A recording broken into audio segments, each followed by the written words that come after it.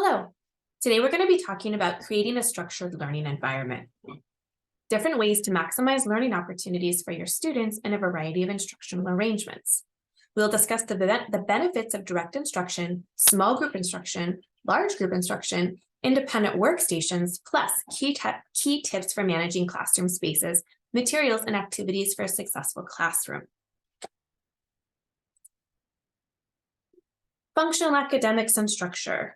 In order to implement the functional academics curriculum, or any curriculum, a structured classroom is key. It's hard to teach in chaos. But this program has more than 70% of the curriculum begins with direct instruction. So creating a structure that allows for one-to-one instruction is very important. But building an independent work stations and group opportunities to generalize learning is just as important. So let's get started. Why is structure important? Structure creates predictable expectations for our students. I know many of you understand and know that your students often need to know what is coming next. What is happening today? What are we going to be doing? When is lunch and when is recess? Okay, predictable expectations. When students are individualized, when they are grouped into different settings, they will know that when they're in a direct instruction space versus a group setting or a break setting, what we expect from them differs. And they can adjust how they perform based on the spaces that they're in. Structure creates spaces for deeper learning. When we have a direct instruction or an individualized instructional place for our students, we can actually engage deeper in that learning as opposed to a group setting. Structure also supports the reduction of problem behavior related to boredom, lack of expectations, or overstimulation. Many teachers express a lot of challenging behaviors in their classroom, and one of the most important antecedent tools, meaning what is something we can do prior to challenging behavior occurring, is setting up structure and routine. Okay. Structure can also allow students to experience a variety of learning spaces. Who likes to sit in the same desk and chair all day long? So when we have different spaces for learning, it can make learning more fun, engaging, and interactive.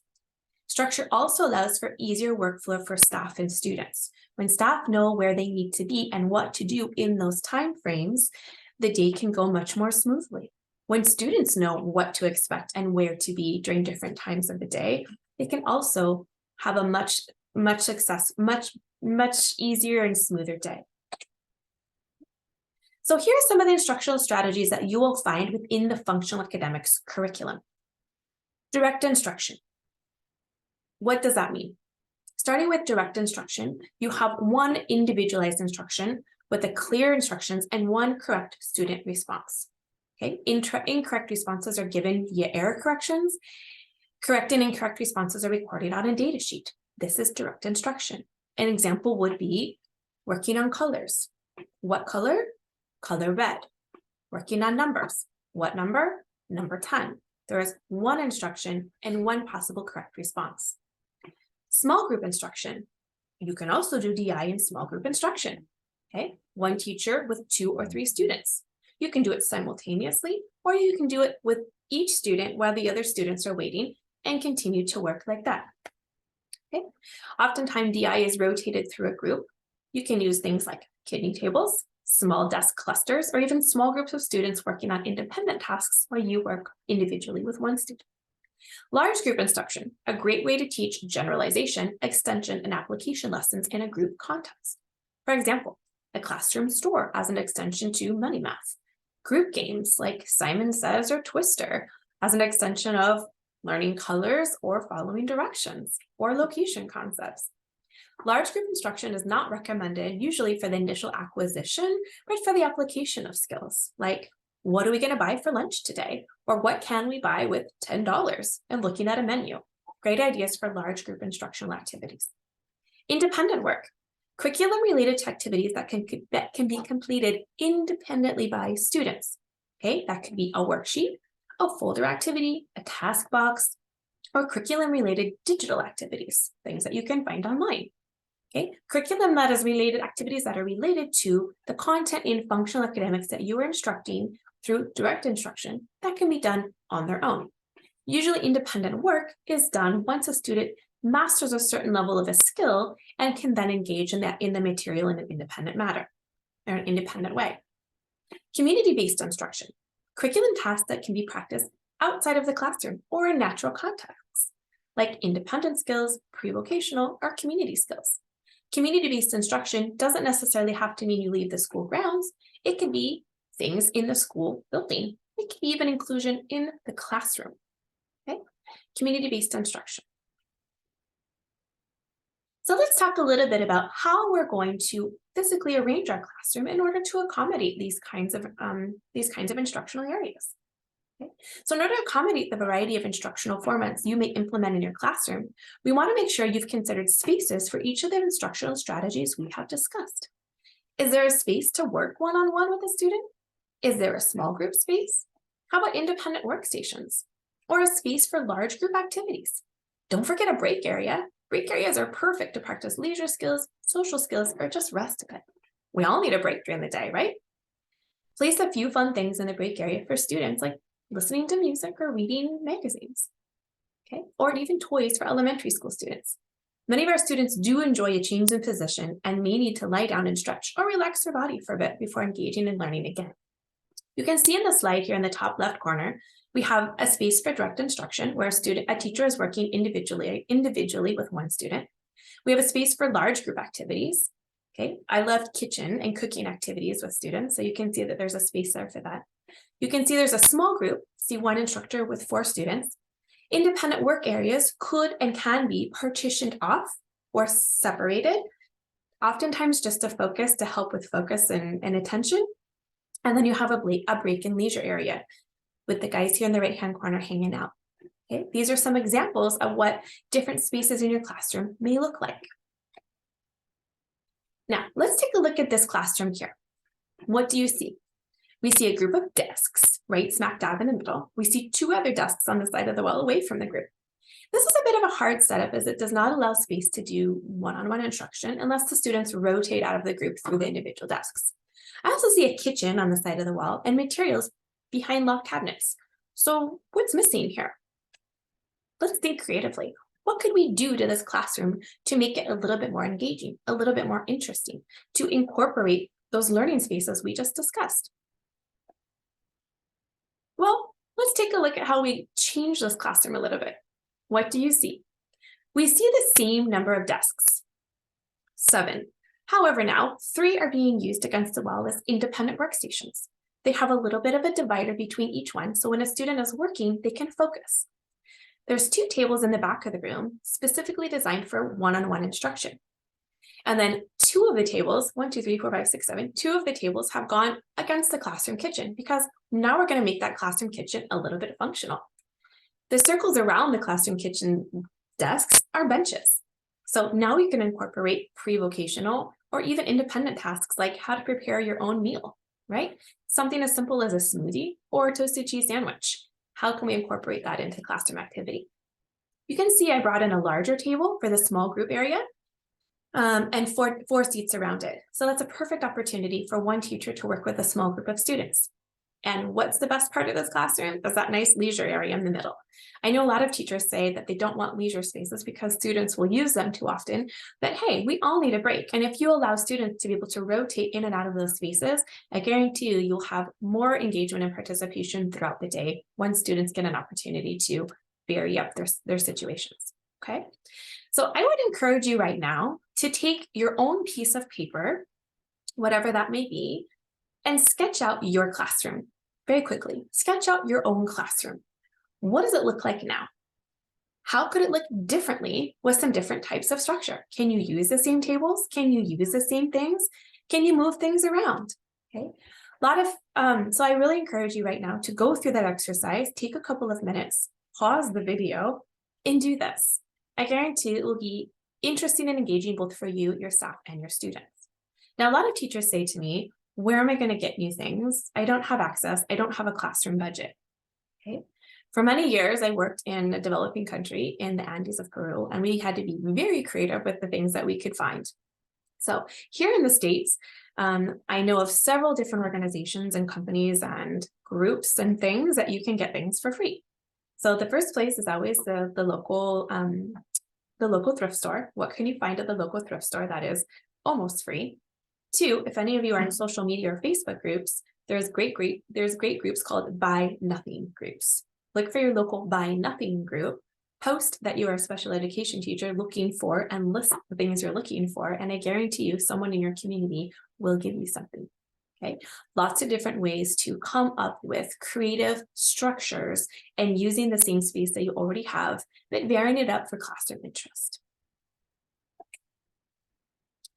Now we're going to talk a little bit about how we schedule for that time. Okay, you've got a great job. You've done a great job thinking about how you're physically going to set up your classroom. And now we're going to think about how we organize students and staff through those spaces. So creating a master schedule for your classroom leads to the following things. Okay, 1, limits downtime. You have less students wandering around and doing unproductive things. 2, facilitates independent movement of students. You can actually get your students up and moving around, and they can do it on their own instead of having you remind them constantly where they're supposed to be and at what time and what they're supposed to do when they get there. Okay, if a student can see a master schedule in their room, they can independently facilitate the movement with ease. Okay. 3, it creates great predictability and routine. Remember, we all love routine. We all love predictability. I know you as teachers probably sit on Sunday evenings mapping out your week and how you're going to organize your schedule for the week. You know what's coming. Do your students know what's coming? Do your staff know what's coming?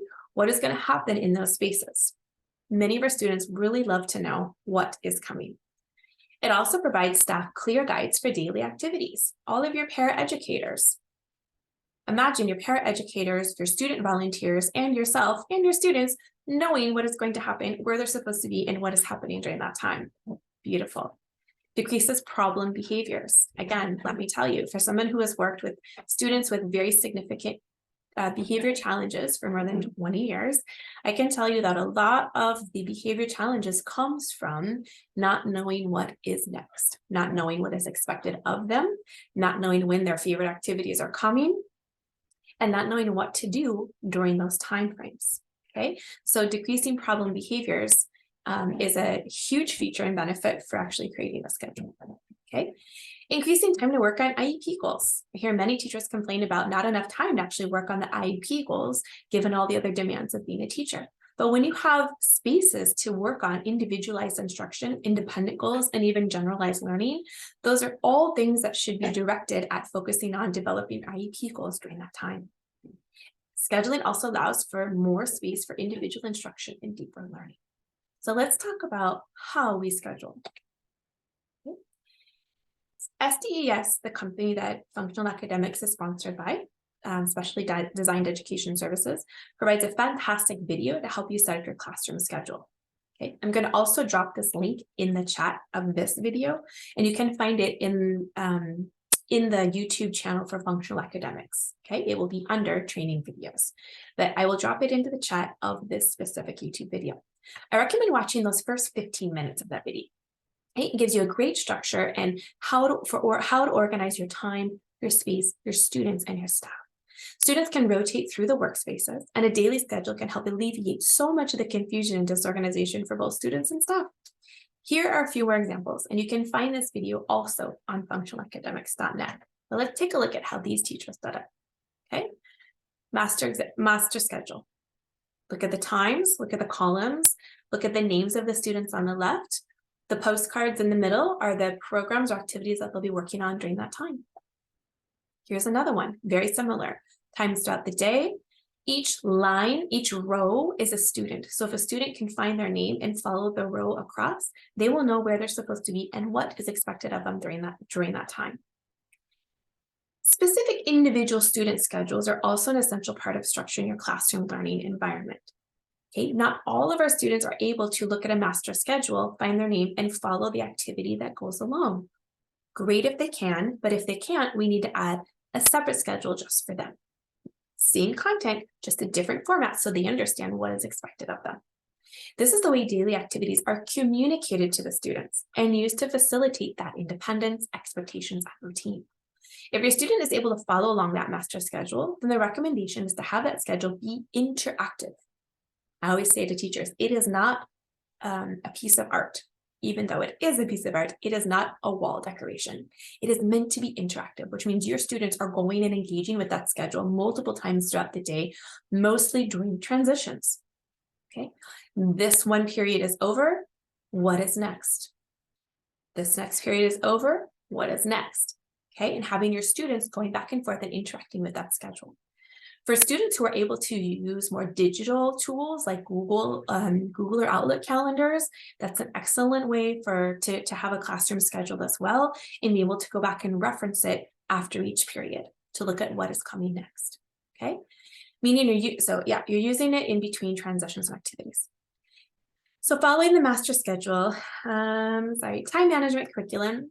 Also in the functional academics curriculum, time management piece of functional academics in secondary is a great way to teach following a schedule. Okay, just wanted to throw that in there. For some of our students in the elementary stages who are new to managing time, time telling of functional academics is actually teaching how to use the schedule. Great programs to begin with for students who are new to that concept. Okay, so the student schedule should replicate what that daily master schedule shows for each of your students. The way schedules are created can be very versatile depending on the skill level of your students. Some may need more visual supports and ticking of boxes. Okay, they may need to see a picture, they may need to check it off or draw a line through it. Others may be able just to look at a list. Others may need a schedule book. Okay, maybe like a page for each thing that's coming. There are many ways to create schedules, and the most important feature of a student schedule is that it is used. Okay, the more you use it, the more your students will learn the significance of it and how it guides their day. Let me give you a couple of examples here that you may find. On the left, you can see somebody that used an old CD case. Remember those silver round things, CDs? Okay, but somebody is using this to put a picture, a time. You can see as you open up the book, you have the activity and even the person that they're working with. Okay, on the right-hand side, you can see a clipboard. We still love clipboards. Okay, you can see a line item of the time that they're supposed to be somewhere, what is happening, and is it done, is it completed or not yet with those checks. Many of our students love crossing off things that have been completed. It gives students a sense of how much has been done and what more is coming. Okay, now we're going to talk a little bit about mini schedules for independent workstations. Now I know many of you are thinking, none of my students actually work in an independent way, especially of a lot of our kiddos in elementary school who are still learning organization, instructional, and expectations in the classroom. Being able to sit and work independently without anyone helping them can seem a little bit daunting or even unimaginable. But let me tell you, it can work, and it can work very well. So mini schedules are a fantastic way to organize your students' independent work time, which means if it is independent work time in your master schedule, the students know where to go. It could be a different place in the classroom. They could have a different sequence of materials waiting for them to complete. Sometimes you can see them as task boxes, maybe shoe boxes or plastic boxes with different materials in them. And the target is for them to get those materials to the table and complete them in one sequence, finish them and put them back and go to the next activity. Most of the activities in independent workstations are what we call closed tasks. They have a beginning and an end. Okay, an example would be a math worksheet. It has 10 problems. When the student finishes the 10 problems, they are done. They can put it back in the workstation. Another example of a closed task is a puzzle. Very simple example of a closed task. When it is completed, it is completed. Okay. We do not want to put open-ended activities in those task boxes, which means things that do not have an end because they're very hard to complete. For example, rote counting. The example of rote counting, there's never an end to that, right? So we want to make sure that we put things in these independent work boxes that have a beginning, end, and end. And they can look very different for students depending on the ability of students that you work with. So the mini schedule here on the left-hand side, you can see, has just a sequence of 3 activities. They are coded by colors, shapes, and letters. Most likely those colors, shapes, and letters are also found on a corresponding file folder or plastic box where the student needs to match that piece to the box, okay? And then bring it to their desk complete the activity, and return it to go to the next activity. Okay, so these are just visual sequence of activities that they're supposed to be doing during that time. They can take up a little bit of work to get started, but once you get that content into your students' ability to follow a sequence on their own or with minimal help of an adult, it is so incredibly satisfying. Okay. There are many independent activities within the functional academics curriculum that can be turned in to laminated activities for students, for example, file folder activities or simple work folders. Lots of manipulatives even, such as like counting money to a price. Okay, lots of different ways that you can set up this material for your students within the curriculum that is included in this program. Okay. You can work with objects. You might need to use a little bit of creativity by using boxes, containers, or any sort of physical separation for activities. Also can be highly recommended. Okay, we want our students to feel a part of the classroom. We don't want to separate them very much, but only during a certain time, students will have a tendency to be a little bit more distracted. It may help just for them visually to be able to focus on the work that they're doing. So start with activities that are highly preferred, which means activities that they really enjoy doing or have already mastered. Okay, and give the students an opportunity to be successful. If we fill up their independent work time with activities that are still challenging for them, or they don't understand or don't know how to do, they're going to need a lot of help and support. So if you can put some activities in those work boxes or file folders or shelves or crates or whatever it is, whatever your system is that you're going to do for them, make sure they're things that are challenging enough to not make them bored, all right? But things that don't need help from other people. You may have to support them in this process in the beginning, all right, for them to master independence. So we want to fade out our support and just give them lots of positive reinforcement for doing the work on their own, okay? So again, teach them how to spend their time in those independent activities and how to follow a sequence from start to finish. An incredible skill that is going to pay off in the longer run in your classroom. I also want to give you some ideas for virtual classroom tours. If you go into the functionalacademics.net website that is part of this company's digital tools and go to Classroom Management tab, you can see all kinds of different examples of classroom setup and master sample schedules. You can see here in the material organization component, you can see how teachers are organizing their actual materials in different settings, but click on the classroom setup, master schedules, mini schedules, student schedules, and independent work tasks and independent work areas to get inspired with different versions of how teachers are doing it in their own classrooms. Again, the functionalacademics.net website, click on Classroom Management from the home page. So I'd like for you to take a couple of minutes to think about, what does your classroom look like now? Can you reimagine your classroom? I challenge you to take a moment to draw it out. What does that master schedule look like, and can staff and students access it? It could be a big giant whiteboard on your classroom wall, or it could be something digital if your students have the ability and capability to get in and access a digital tool. Do they have their own schedules? Do they know what to expect during the day? Many of us teachers make the assumptions that students know what's coming next. Well, they know when the bell rings what's next. They know when this is coming. But let's not make that assumption. Let's make sure they have an organized tool and an organized way to navigate throughout their day with minimal support. What did you learn today? And what would you like to share? So take a couple moments to think about what you learned. There is an ability to leave comments in the comment section if you would like to share something with us. And let us know if you do have any questions about the content that you saw today. Okay, so again, thank you for joining. My name is Celeste Marion. I'm the Director of Professional Development for Specially Designed Education Services. I'll also put my email in the chat. We encourage you to go into functionalacademics.net and go through and search through those classroom activities. Think about your design, think about your organization, and don't forget to watch that scheduling video. It can seem a little bit intimidating up front, but let me tell you, the payoff is huge. Organize your classrooms, organize your structure, and your day is going to be way easier than it is now. Thank you so much for joining, and have a great evening.